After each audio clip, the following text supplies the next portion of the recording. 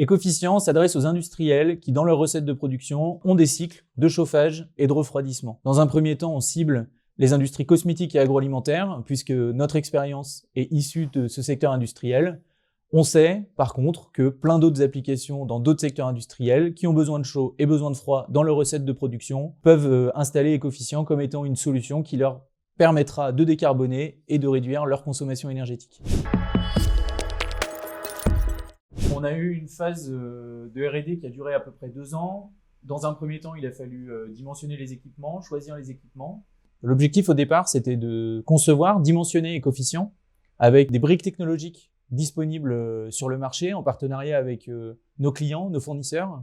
Et à la suite de ça, pour valider la preuve de concept, on a mis en place une unité pilote. Aujourd'hui, cette unité pilote, elle valide les performances qui sont annoncées sur la range de température, la puissance et le rendement attendu.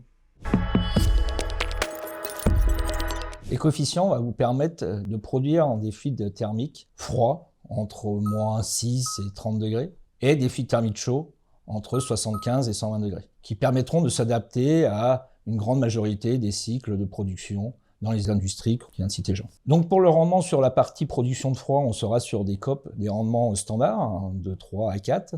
Et pour la partie chaude, on garantit via un brevet déposé et validé par l'INPI de 3 à 4. Ecoficient est adaptable à l'ensemble des procédés, qu'ils soient continus ou batch, et on pourra satisfaire des puissances thermiques allant de quelques kilowatts à plusieurs mégawatts sans problème.